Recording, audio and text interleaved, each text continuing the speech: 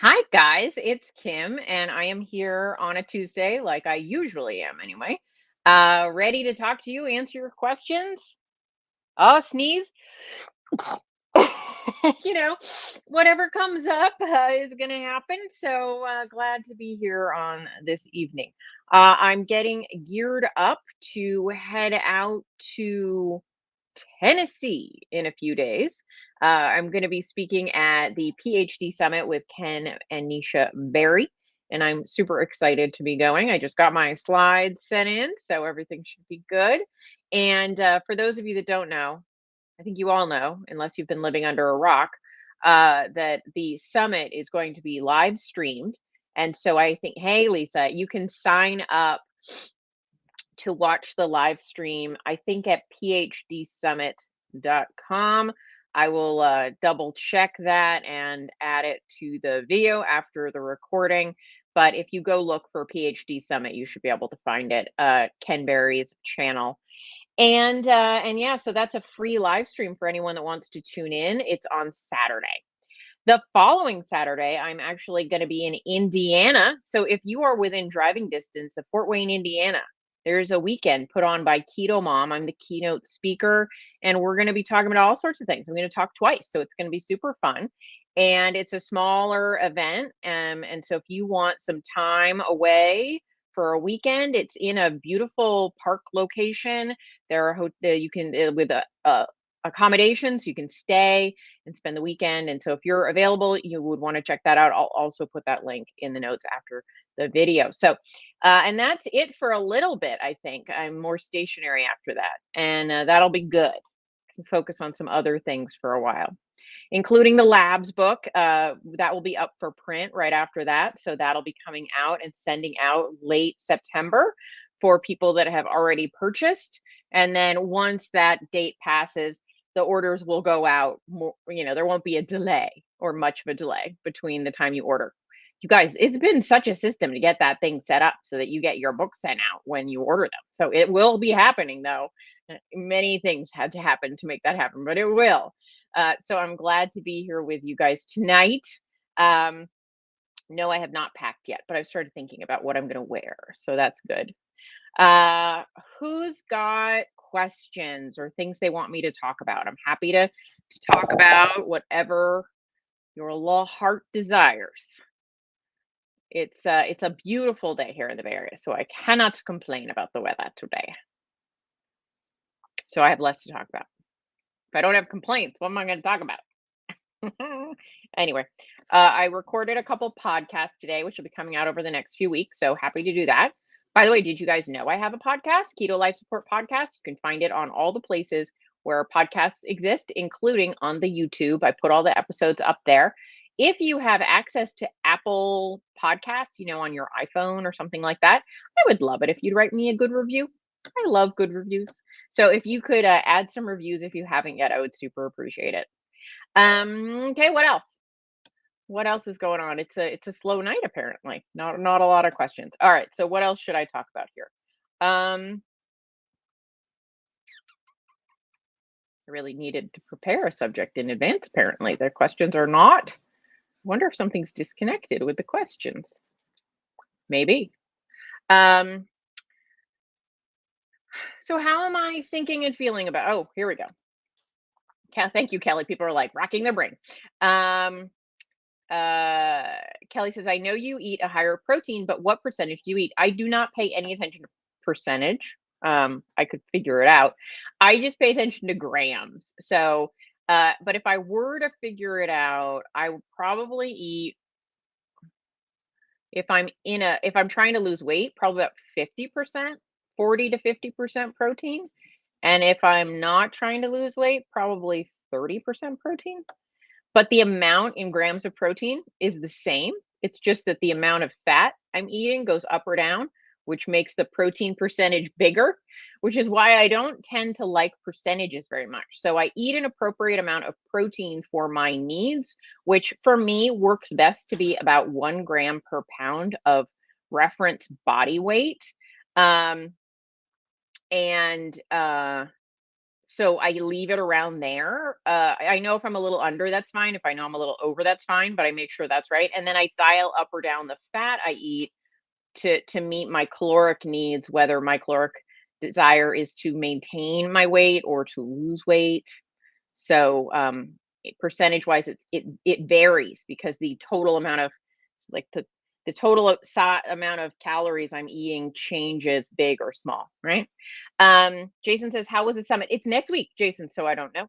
And how is the labs book going? Okay, so update. The summit is this coming Saturday. Really looking forward to it. The labs book is done, but we're um usually that was a random word, but we're finalizing all the details so that the print copies are going to start going out right after the summit. For people who are coming to the summit, we got an advanced run copy, which is good news, bad news. The bad news is if we make any edits, you're not getting them in that copy, but the good news is you'll get us to sign it. So anyway, but we have some advanced copies available, and for the people coming to the summit, but the books start shipping the week after that. But the book is definitely done, and just, right now we're literally looking for like how is the alignment of this or that. It's very basic stuff. I did have to do a I had to sit I finally sat down with my brother, who's an editor, newspaper editor, or he was. Now he works in private sector, but he was a newspaper editor for many years. And so I was like, let's talk about effect versus affect. We had a good talk about that. All right. So Lisa says, not sure if you remember. I asked my doctor to test my A1C. She gave a number of 108. Okay, my guess is then she tested your fasting glucose, not your A1C. 108 would line up more for just your fasting glucose number, not an A1C. An A1C is a percentage. So I would go back and get that done again. Melinda says, what do I eat in a day? That's a great question. So this morning, I can tell you I got up a little late. I overslept. Kind of like I woke up and I was like, I feel like hell. I'm going back to sleep. So I did. I had a headache and I was like, I think, but it felt like one of those ones you can sleep off. Anyone who gets headaches probably knows that feeling. So I went back to bed for like 2 hours. And this is the beauty of working for yourself. And I got up and I was like, oh, the headache's gone. So that was really great. So it was already, like 9:30, 10. And I was like, oh, go about my day. So I had a nice cup of coffee, kind of more like a cafe, more like a latte. Like there's a lot of milk in it, but I didn't froth it or anything. Eh, Somewhere in it, it's like a heavily milked coffee, not quite a latte. Probably about like a quarter cup of milk. Um, and I had that, and then I went to the grocery store, and I came back. I was like thinking, do I want to eat before the grocery store? I thought, oh no, I'll eat after. Like usually I eat 3 meals a day, and today I'm gonna end up eating 2. So, but I was super hungry the past 3 days, like past 2 days. Well, I was hungry for 3 days, and on the second day, I was like, "This is bananas. I'm gonna eat more." So I upped my calories for a couple of days, and then today, I'm just the way it goes, and I'm like, "Now I am not really that hungry." So today, low eating day. So I got back from the store, and you see what you asked for. You're getting my whole day's narration. And I made a scramble. I did mostly egg whites with some whole eggs, a little bit of cheese in there, and I topped it with salsa and some Greek yogurt, which I use in the place of sour cream. So it's sort of like a Mexican scrambley thing. And it was a lot of eggs. It was probably I was finishing off. I was like, I want to finish off this carton of egg whites, but it was probably the equivalent of like 7 egg whites and 1 whole egg. And then so I had that, and then I had a yogurt, a Too Good yogurt, and then I had another coffee. And then I haven't had anything else today, but I'm gonna have a big steak and some cauliflower rice for dinner, and probably a creamy after that. We make creamies most nights. My boyfriend really loves them, and I love them, so we'll have a creamy. And my creamies are traditionally either like they have either protein powder and Fairlife milk, or some Too Good yogurts and some fruit. So it's one of those. I got a bunch of them in the freezer. I'll grab one out. So that'll be what I eat today. But usually I have probably 3 meals, and my first meal might be like protein bread with peanut butter and a coffee. My second meal would be usually like a salad or a sandwich, like on protein bread or local, like, some, or like a wrap that I've made. And then my dinner is usually something like steak and a salad or steak and a vegetable. And then I usually have a dessert. When I didn't have a creamy, I would used to make like panna cotta a lot, or I'd have a yogurt with some fruit, or now I have a creamy. So that's pretty much how I eat almost all the time. So that is how it goes. Um, Kelly says, I easily eat about 160 to 180. I'm guessing you mean grams of protein because that's what we've been talking about. And on recent labs, my BUN was above normal range. So that stands for blood urea nitrogen. I used to think you said bun, but apparently not. You say BUN. And is that connected? Yes, probably. I'm not a doctor. I can't give medical advice. And I don't want to tell you something is connected and then there's a problem, obviously. But uh, it is, in fact, true that a high protein diet can raise the number of your BUN. That's because it tests protein and it can't differentiate between the protein that's created when your kidneys break down and the protein that comes from your diet very well. And so that's why that number is very scary if you eat a low protein diet, right? If you have high BUN, but you don't eat a lot of protein, that number could be indicative of a real problem. But if you eat a but if you eat a high protein diet, it might just be indicative of that you eat a high protein diet. It's not the high protein that causes a problem. It just might disguise a different problem. If that makes sense. Or create a false reading, essentially. Um, Patty says, did you do a BBBE stint or just carnivore back in your healing phase? Did you find that helped your to help to heal on your journey? This was before the berries came up with a BBBE approach, but I did what I would call strict carnivore. So it basically was BBBE. And I did, the only difference was that I included maybe a little bit of chicken, like a little bit, but I ate like 90% beef. So it was pretty close. It was just before BBBE existed. And so, yeah, I did. And I think it was a part of my healing journey for sure. One of the things that I noticed was before I did my stint of carnivore, I didn't absorb iron or B12 very well. And after I did carnivore, I did. My blood lab numbers of my vitamin B12 and my iron levels were higher. And those are both things that can be very impacted by sort of having not good absorption in your gut. So you might have, what some people might call loose junctions or leaky gut, a more colloquial term. And so I really do think that helped with that a lot. It was a great experiment in terms of really giving me a chance to see how my body responded to not using sweeteners, or how did I feel about food around certain things. So I certainly recommend that everybody, if they're at all interested in doing a carnivore or BBB stint, sorry, my camera's locking up a little bit. Try it for sure. It wasn't how I wanted to live, or I didn't find long-term use of continuing to do it, but definitely was helpful in my journey. Um, a little Southern Brothers. If keto lowers cholesterol, does that mean carbs is what actually raises your cholesterol? I don't actually think that keto lowers cholesterol. So what Dave Feldman has found, what people have found who've studied sort of cholesterol versus keto, is there are sort of two camps. Generally speaking, if you're very metabolically unhealthy, if you have a lot of adipose, a lot of fat tissue, um, oftentimes going keto can lower some of those uh, elements, right? Can lower LDL for some people, definitely lowers triglyceride for everybody, almost everybody. There's always that one rando, but it will lower triglycerides for sure. But when you say cholesterol, if you're speaking specifically about LDL, in some people, as they move from metabolically unhealthy to metabolically healthier, their cholesterol in terms of their LDL actually does come down.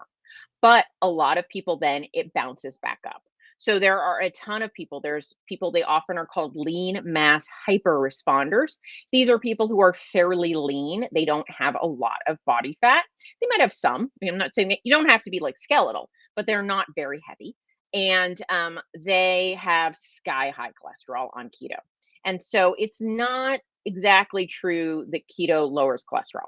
However, if you are have advanced, like if you are very metabolically unhealthy, I'll say it that way. If you're very metabolically healthy, becoming more metabolically healthy for many people does bring down their LDL. But for then a lot of people, it brings it up. So it's not as clear. And no, carbs will don't really raise your LDL directly. No, it's metabolic dysfunction can raise LDL, but it's not the only thing. When you're keto and your body is operating on fat as its primary source of energy, some people find that their LDL does go up at that point. So it's not but I think you can absolutely argue that healing metabolic dysfunction is going to improve all your cardiac values. I mean, not all your values, but all your cardiac outcomes. Being metabolically unhealthy is probably the worst thing I think you could do for your cardiac future.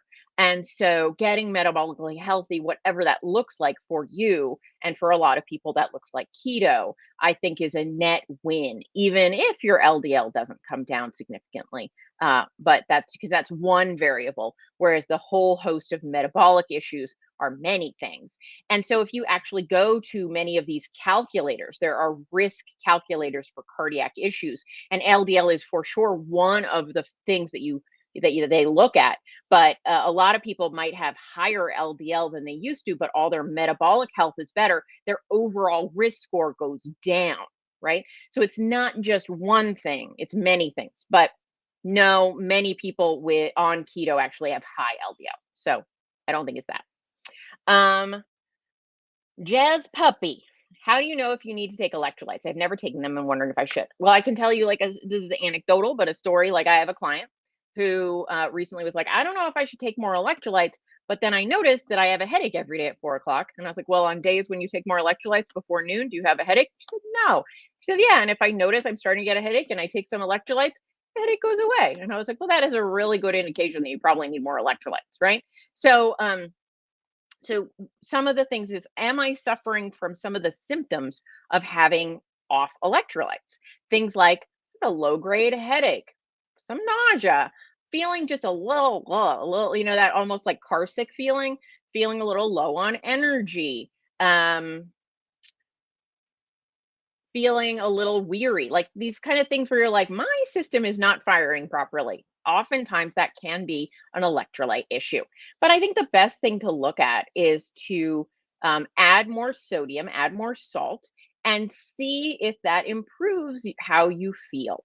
The average intake of sodium that people on keto need is around 5,000 milligrams or 5 grams of sodium.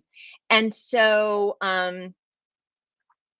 that doesn't mean it'll be exactly spot on that number for all of you. Some of you might be a little higher, some of you might be a little lower, and you have to dial it in based on the way you feel. Now, you can do serum blood tests for all of these electrolytes, but they won't actually tell you your whole body electrolyte status, because having your electrolytes imbalanced in your blood is actually pretty uh, deadly. It's not good. You don't want your electrolytes to be way off in your blood. And so, what your body does is it pulls it out of your organs and your bones and all the other places to be in your blood because it needs it in your blood. And so, you might be, if you so whole body, meaning in everywhere electrolytes are in your body, might be super depleted everywhere but your blood. And your blood looks normal. So you're like, I don't understand. My electrolytes are fine. But every other part of you is like, please send salt, right? You need it everywhere. Um, that being said, some people are like, hey, when I have a lot of salt, I feel worse. I don't feel better. And it's like, well, maybe you don't need that much. So it's hard to you just dial it in based on how you feel, in my opinion. If you've never tried adding more sodium or magnesium, most people are definitely magnesium deficient. I will say, when they do studies, they're like, almost everyone is magnesium deficient, and most people don't get enough potassium either. So, focusing on eating foods that are high in magnesium and potassium can be very helpful then. And then adding salt. Um, hold on. How does one do keto carnivore that has Lyme disease? Any advice? Could low carb help with this? Yeah, actually, I've heard that it does. Do you guys know who Tim Ferriss is? Tim Ferriss is it's like a biohacker kind of dude. He's very famous in business circles. Anyway, but he had Lyme disease and he found that keto was super helpful in making him feel better. He would have like brain fog and sore joints and all that. And when he ate ketogenically, a lot of those symptoms went away while he was healing from the Lyme disease. So it does look, I mean, and not just that one, I hear that repeatedly. So I think in terms of keto carnivore, it certainly can help with the symptoms of Lyme disease. So I would definitely give it a try for sure. Brooklyn says, I'm having major leg cramps. What do I need? Well, the first thing I would say is if you're having leg cramps in one leg only, in one spot only, make sure you check with your doctor because you could have blood clot. So that is one thing to always rule out. But if it's not that, then and it's more like generalized all over different spots and both legs and different, then I would say the first thing to check is your sodium intake. If you're not getting enough sodium intake, nothing else will help. Also, I would make sure you're getting enough magnesium and potassium. And so that is definitely something to look at. Kat says, I ordered the Common Sense Labs, looking forward to discussing labs with my doctor. Well, I'm looking forward to that as well. Tell us how it went.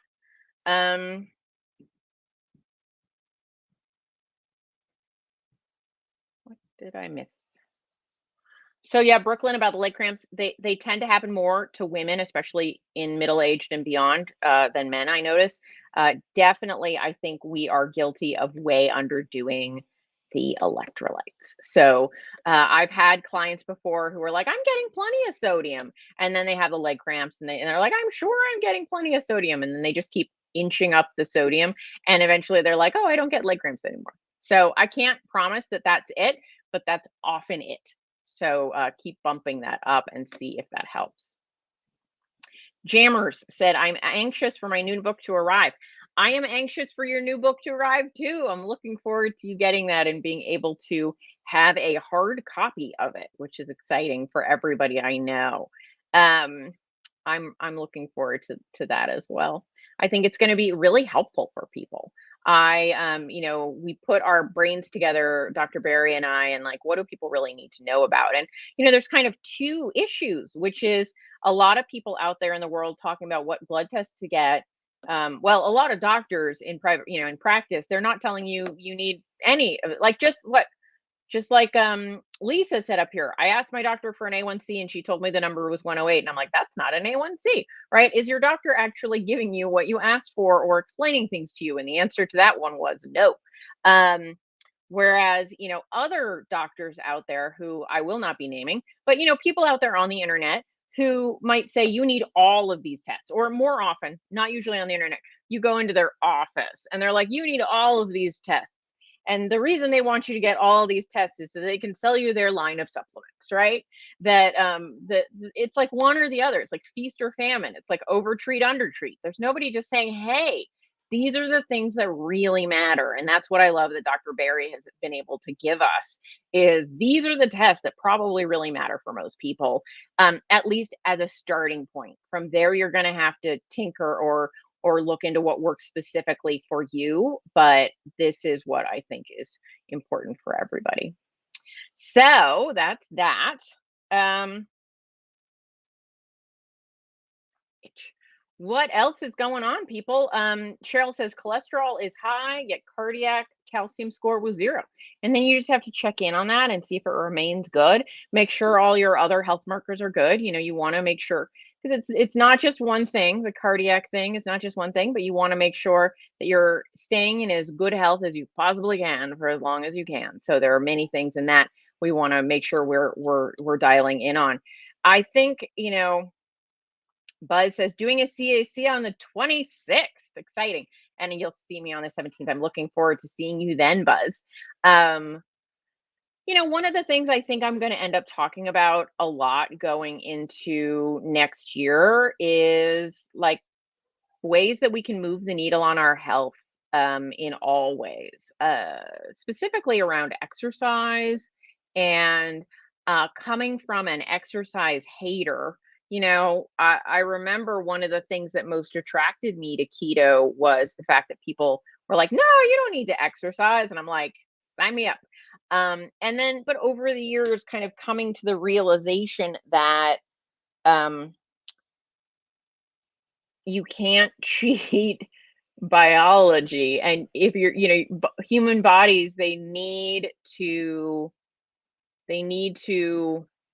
move. And if we're not moving, we're dying faster, right? And so it doesn't have to look fancy, it doesn't have to look even hard, but if you're super, super, super sedentary, it's probably on the short list of things that are going to kill you. So, really trying to help people with that because it was a huge hurdle for me to start to actually exercise, like move my body. I say exercise can be a triggering word, but move my body. Which will really help for everybody's survival. I think the problem is we tend to either see like people who look like they belong on the cover of a fitness journal, and then on the other side, we're sedentary. It's like, you know what? There's a lot in the middle. And so it can be really intimidating for people. I'm not especially intimidating. So that's helpful in the world. Um, all right. Tamara says, is the book more detailed than the class? Thanks for all your help. Quite honestly, I don't know because I'm trying to remember. The class was more open ended, like people could ask questions. So the book has more information in it than the book did that we used for the class. Say it that way. We added sections, we added stories, we added some how to's. So there's more in this book than there was in the book you previously received. There is, I don't know if you guys can hear it. I don't think you can, but the people who moved in next door to me have a dog that doesn't like to be alone. So all day long, that dog is crying. Pitiful, pitiful doggy crying. And I don't know what to do. Do I leave them a note? Should I leave them a note that's like, hey guys, I don't think you can leave this dog alone. You need to send him to doggy daycare. One of you needs to start working from home because it is pitiful, the noises that come from the outdoors around here. Just a wailing dog. And it's that I'm alone, come and get me wail, right? Or does that dog just need to go to dog training school? I don't know. But as it's starting to get to me. I'm starting to crack up a little bit over here about it. I like have loud music on all day so I don't hear it. Anyway, um Kelly says Hashimoto's for 30 years. Recent TSH was 7.4, but not symptomatic. It's a pretty high TSH to not be symptomatic. Taking Levo between breakfast and lunch. Oh, yeah, you gotta take that in the morning on an empty stomach. Oh, okay. Repeat TSH 1.5. Yeah, yeah, yeah. Much better. Yeah, at the last minute I added that to the book. I was like, everybody knows this, don't they? That you have to take your medicine on an empty stomach and then not eat for an hour afterwards. And then one of my clients was like, I've been taking thyroid meds for years and no one told me that. And yeah, apparently I thought everybody knew, but apparently everybody doesn't know. So for those of you that don't know, you have to take thyroid medicine on an empty stomach, uh, which means at least 4 hours since your last meal, and then not eat again for another hour. So there you go. All right. That's that. So yeah, I apparently there's a lot out there that people don't know about thyroid meds and taking their meds. And so Kelly, I'm glad that changed up for you. Amy asked, what is the minimum amount of time to give carnivore a try? 30 days? I would say 30 days is probably the minimum. Yeah, I would say anything you do for less than 30 days, unless you have immediate feedback, it's awful for you. You're probably not going to get a real good trial. 30 days. I did like 60 days. No, I did 90 days. Yeah, I did 90 days I did 60 days with no dairy, then I tried dairy for part of it, then I went off for a little while, then went back on. So there was like it was basically like 6 months cumulative that I've tried carnivore in my life. But I did a good 60-day no dairy, mostly beef approach, and then tried adding dairy. So, there are little things you try. But yeah, I think giving it at least 30 days is a sort of a minimal period of time for sure. So yeah, and what else? So thinking. Okay, Rihanna, yeah, I will. It's kind of hard to figure. I'm trying to be polite. I'm like, they have to know, right? They have to know that their dog, maybe they think that the dog stops crying eventually. The dog does not eventually stop crying though. So, uh, anyway, that's what's going on at my house. Um, Karen says, I'm on day 6 of BBBE. How's it going, Karen? It's going well? Hopefully it's going well for you. One of the podcasts I recorded just today, I was talking about, should you track like the advice people give, like just eat to hunger and then versus tracking macros. And that's coming up on the podcast. The short answer is it depends. And the long answer is on the podcast. So what else is going on? Somebody said, I can't wait to see you on Saturday. I am looking forward to it, except whatever program I'm using is not giving me your name. But I will look for, you can be like, I'm the one. Anyway, but it will be exciting to see you. So far, so good. But my son brought me Rebel ice cream and I'm trying to resist. Hot water, sink, ice cream, melt, garbage. Don't show your son. Just tell him thank you. Okay? If it's not in your house, you can't eat it.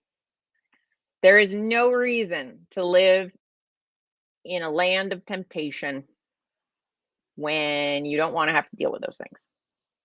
Not going to do anybody any service by eating it and feeling bad about it. And it's not going to be good a month from now in your freezer. Throw it away. That's my advice. It's not like it's something that you need for your nutritional values, right? I'm not a food waster in general, but there's nothing beneficial you're going to get out of that except pleasure, which is totally valid, but you don't seem to want to eat it. So you're not going to get pleasure because you're not eating those kinds of things. So I would suggest you get rid of it or give it to somebody else to eat. Jason said, are all upcoming talks streamed? The the summit with the berries absolutely is going to be streamed. Keto Chow is going to be streaming it, so that will be on. Yep. And then, but the one I'm doing in Indiana is not going to be streamed, as far as I know. David said, my hunger cues are broken. Yeah, that's kind of a long answer, David. If your hunger cues are broken, eat when hungry and stop when full is not going to be very useful for you because you don't know when you're hungry and you don't know when you're full. So how are you going to do that? So sometimes you need training wheels for a while. Buzz says, stevia is a trigger for me, still sweet. So Buzz, when you have anything that tastes sweet, you just are off to the races and eating all the food. Is that what it does to you? Because it certainly does that for some people, for sure. Some people they can't get past sweet taste. Myself, I'm okay. I can have sweet things. It does not send me into the pit of despair of eating all the things all day, which I am happy for. But again, I think it's great to go at least 30 days without any sweeteners, which is what BBBE can be good for some people, or carnivore or something like that. Just completely eliminate them and see how your life is different, how your hunger is different, what goes on differently. So I think it's always great to experiment with what works best for your body in terms of sweetener use or not. So that is awesome. So good job knowing where you're coming from, Buzz. Appreciate that. Self awareness is sort of central to making anything work in your life, right? So that's good to hear. Yeah,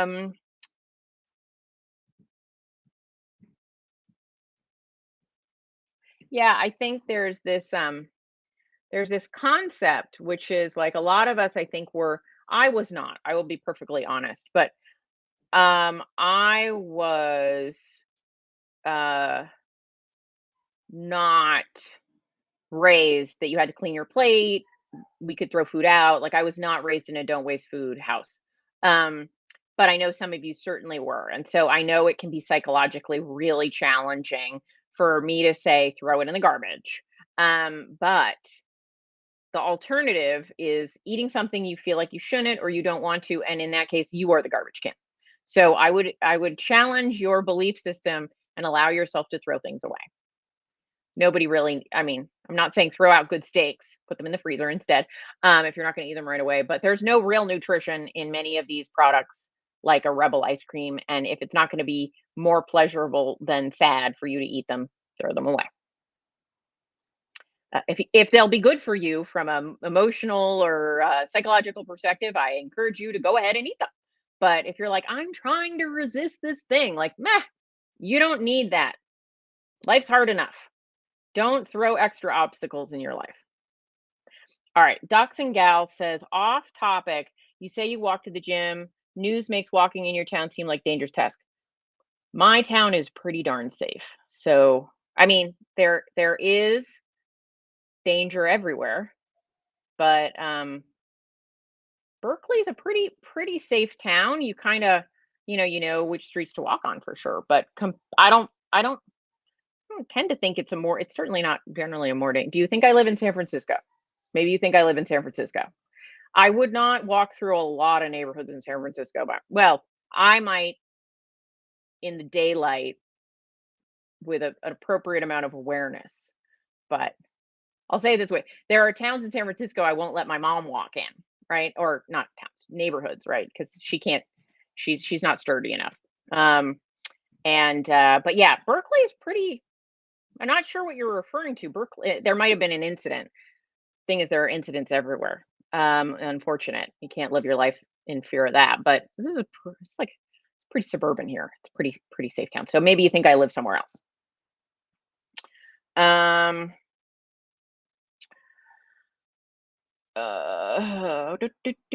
Buzz says it is the Vegas signal to my stomach. Got it. Got it. Kelly says I've always planned meals, tracked macros. A few months ago, I tried to eat intuitively on carnivore. I do think that eating intuitively on carnivore is easier than eating intuitively on other approaches. I do actually think that. Um, and then you gained weight. Yeah, some of us just have to track. So, I mean, back in the day, before I was keto, I remember people saying, like, oh, intuitive eating, it's the thing, just listen to your body. And I was like, my body tells me all sorts of weird things. I don't know that I can do that. So, I think there are just different personalities. Some people like to track macros, some people hate to track macros, right?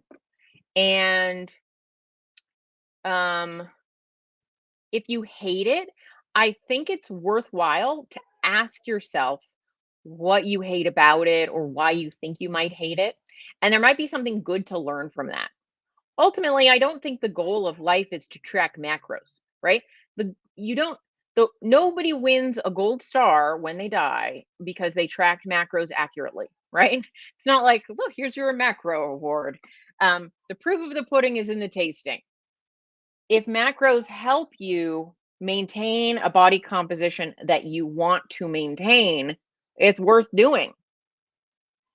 If they don't help you and they make you crazy, then don't do it, right? But just because they make you crazy, that could be a good learning opportunity. Why am I so stressed out? Like I had a client who said, I can't track macros because if I track macros, all I'm doing all day long is thinking about food. And I was like, that's a very interesting perspective because if I don't track macros all day long, I'm like, is this okay? I don't know if this is okay. Does this fit in? So I am thinking, I'm spinning around food if I don't track macros. If I do track macros, I'm like, oh, I know what I'm eating. Done. Easy. It works for me. Check. So it like lightens my mental load by like 10,000 because I'm like, oh, okay, that's easy. I know what I'm having. I'm going to have that. That's going to fit. It's going to be fine. Then I don't have to think about it all day. Whereas for her, she was, and I, so you have to get curious about that. How are you tracking macros that's making you think about food all day? Like, what's going on there? So I think it's a good inquiry to get curious about your thought processes, your thought patterns, because a lot can be revealed where you're like, I am struggling with this. Okay, if you're struggling with it, being able to check in on why you're struggling with it, and maybe you have some assumptions or some old trauma from early dieting days that you need to address. One of the other podcasts I recorded today was around calories and how once upon a time, thinking calories didn't matter gave me a certain type of freedom from what I felt was sort of an oppressive relationship with calories. And I felt guilty and they felt, yeah, oppressive to me. And I went keto and I was told it wasn't a big deal and I shouldn't think about calories. And I didn't think about calories and it really helped me and things went a lot better until they didn't. They stopped getting better and they started getting worse. And then I felt worse about it. And then the same thing that was once my savior was now my jailer, right? The thought that calories don't matter used to give me mental freedom. It started to make me feel crazy because if they don't matter and my insulin is low and I'm eating very low carb to no carb, why am I not losing weight? Then I just felt broken. And so then getting in alignment with calories again and really understanding how they worked and how I could make them a tool rather than a master for me, that gave me freedom again. And so, there's just different times you can look at things in different ways and how you think about it, whether it's a tool that's serving you or a tool that beats you, right? Those are going to be different. So you have to know that everything is there to serve you. And if it's not serving you, you have to figure out why not. And it's just a tool. Calories don't have a judgment, don't have an opinion. Macros don't have an opinion or a judgment. They're just a thing. They're a unit of measure. And so can I use them to help me? If I can, then I can have a different relationship with them than I used to, where I used to felt like they had opinions and judgments about me and how dare they? And I'm like, it's a thing. It's like saying that inches have some sort of opinion about me. Well, in our society, right? Being tall is valued more than being short, but that doesn't mean the ruler has it in for me. Just means that it's telling me something about reality. And so that was a big change for me. Getting in a totally different mindset about that was a huge freedom generator in my life. And and yet, if you are not tracking calories and you're seeing success, I see no reason to track calories then, right? If you're healthy, your body composition improving, you're putting on muscle when you want to, you're taking off fat when you want to, and you're doing that without tracking calories, well, no reason to do it then. Same thing. If you're not tracking macros and everything's going according to plan and everything's wonderful and you're seeing the success you want, well, no reason to do it then. I am only talking about these as tools that can be in your tool bag for when you need them, not when you don't. There's no reason to there's no reason to overcomplicate. It's just bad to undercomplicate. Anyway, that's my rant. Um Karen says I used to count points on WW and I lied to myself about portion size. Totally. Like, it's the thing where, like, right, you'd have the scale and you'd, like, put something on the scale, right? And then, like, you'd be like, "Oh, no, I gotta take that off because it was too much," and then you'd eat it.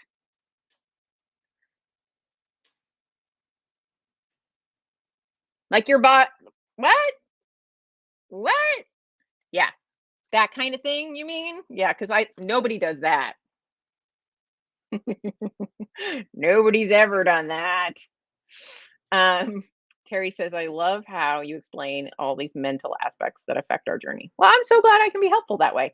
I think so much of it is about how we think about these things. Because at the end of the day, if we wear a size 12 or a size 10, meh, doesn't matter all that much. Just matters how we feel and how we think. Obviously, we want to be generally healthy, but I think a lot of us fixate on things that really have no impact on our general healthiness and have a lot more impact on our anxiety. Anyway, um, Jason says, I'm not sure I have a question really. Been watching videos from Saladino and Gundry. Oy, yeah, I understand. Getting all opinions. I'm a 100% believer in getting rid of processed junk. Wondering about being in ketosis 100% of the time. So there are mixed talk. People will speak in mixed voices about, is it a problem to be in ketosis all the time? Um, I will say that they're putting aside where ketosis is important for treating a condition.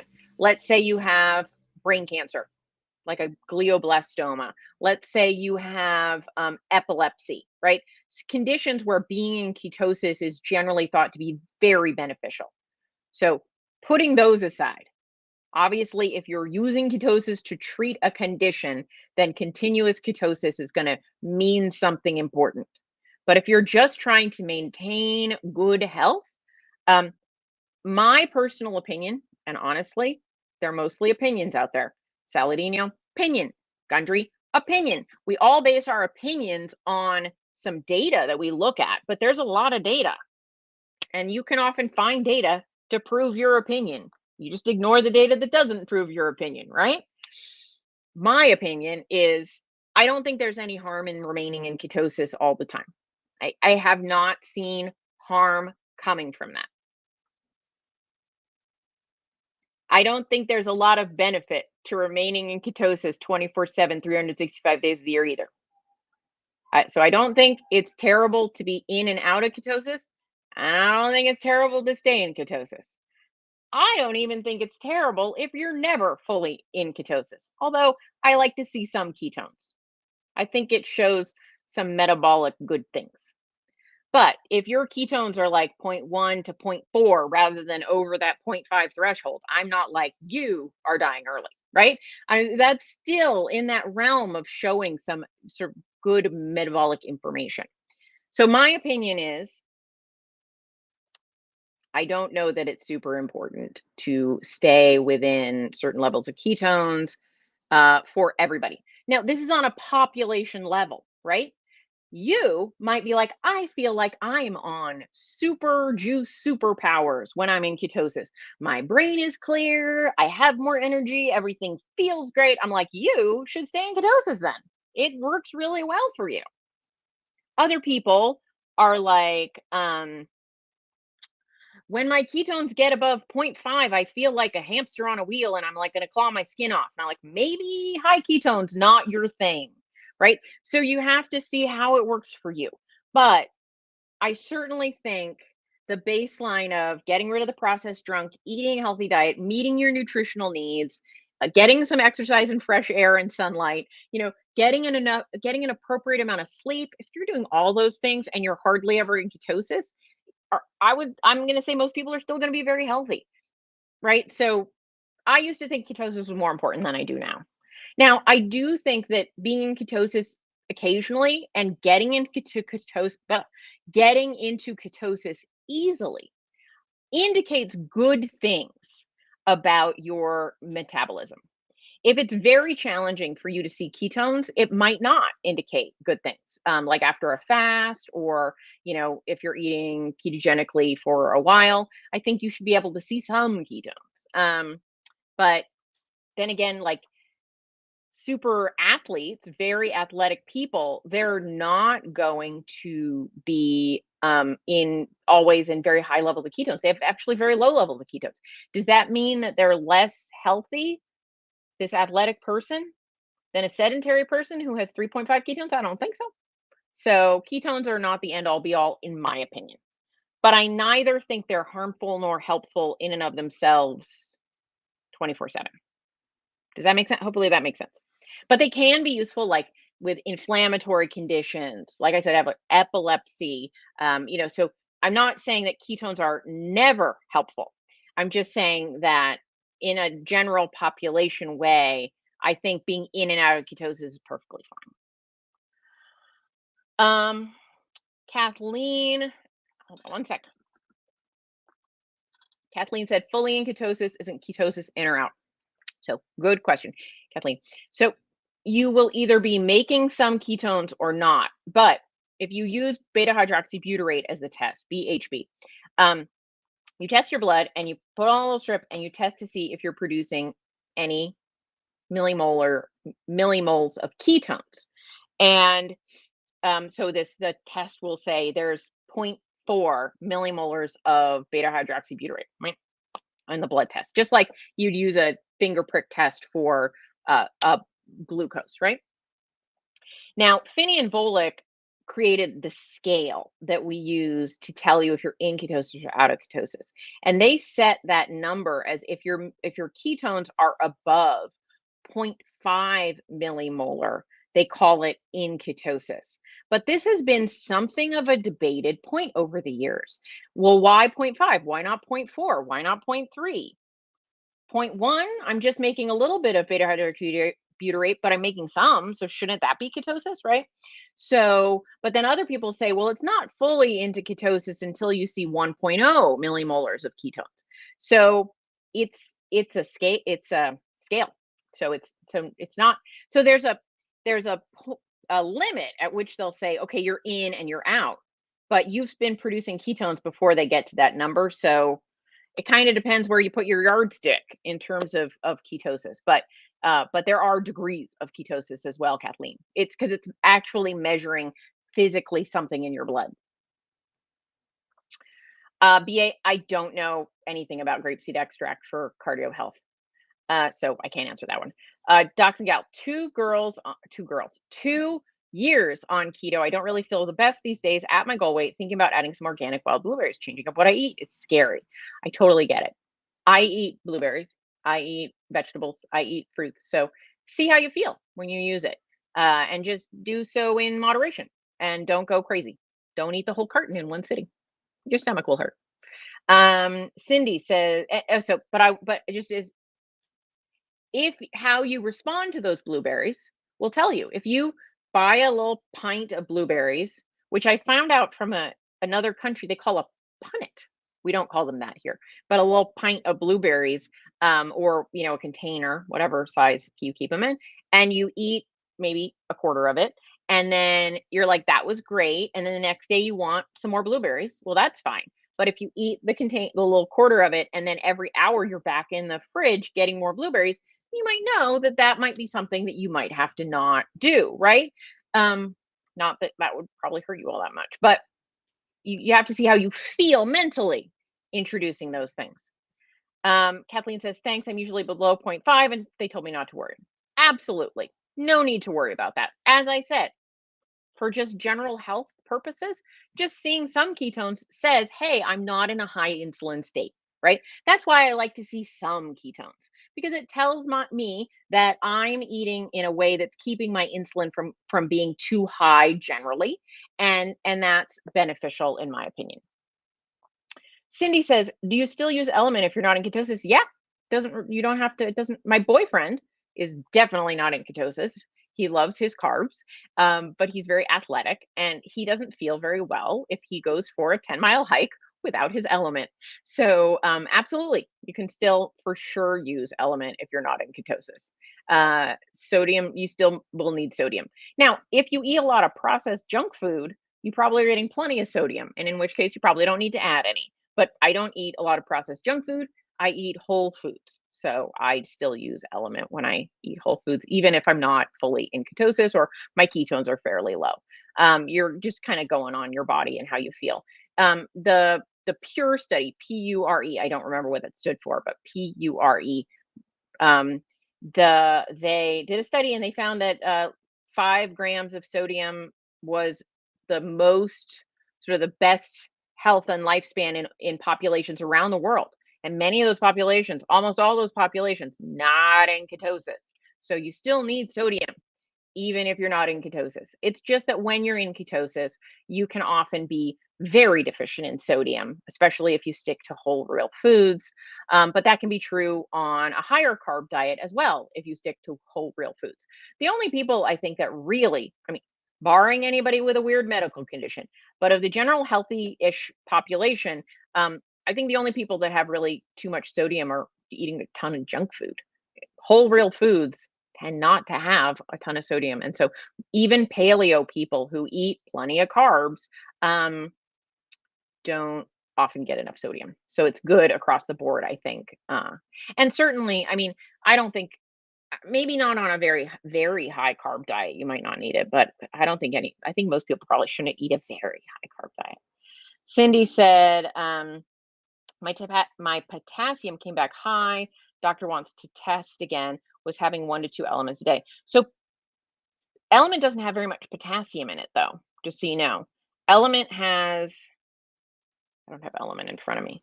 It has very little potassium. Hold on.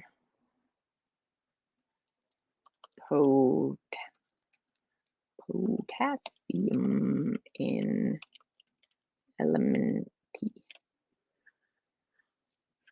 It has 200 milligrams of potassium and in a pack, and the daily RDA of potassium is 4,700. Thanks, Cindy. 200 versus 4,700. So it's pretty low in potassium.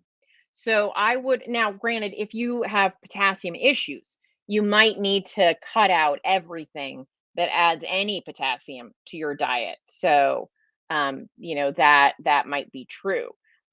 But because there might be something about your body that overdoes things with potassium. But for the general population, again, right? Um, it's providing very little of your daily potassium needs. So, the reason that the Element people made the potassium so low, Relight is very high in potassium. Relight, if I remember correctly, has 1,000 milligrams of potassium. No, 500. That's right. It does the half. So it's like 1 gram. It has like 1,000 milligrams of sodium and I think 500 milligrams of potassium, if I remember correctly. It's doing like a 2 to 1. So more than double what is in the Element. But when the Element people decided how much potassium and magnesium to put in it, they did a survey and found most of their users eat this way, this kind of food, and found out how much potassium are these people getting from their food, and we'll just fill in the gap. And so they went with that average. And so they found most of their users were eating a fairly high potassium diet, and so they just added a little bit. So Cindy, I would look at your diet. If you track in Chronometer, you can actually look at the potassium level of most of your foods, at least if they're put in there with the appropriate listing. So things that can be very high in potassium, like bacon, things you wouldn't necessarily think of. So I would start doing some searching in terms of the foods that you're choosing and see if maybe there's a source of high potassium coming in your diet for sure. All right, guys, that's going to close us out for the day. I appreciate you all, and I will see you next week. I will be hanging out with the berries at that point, so you might see me coming to you from their house. So we'll see how it goes. Oh, there you go, Cindy. So I would look at how much potassium there is in that. All right, talk to you guys later. Bye.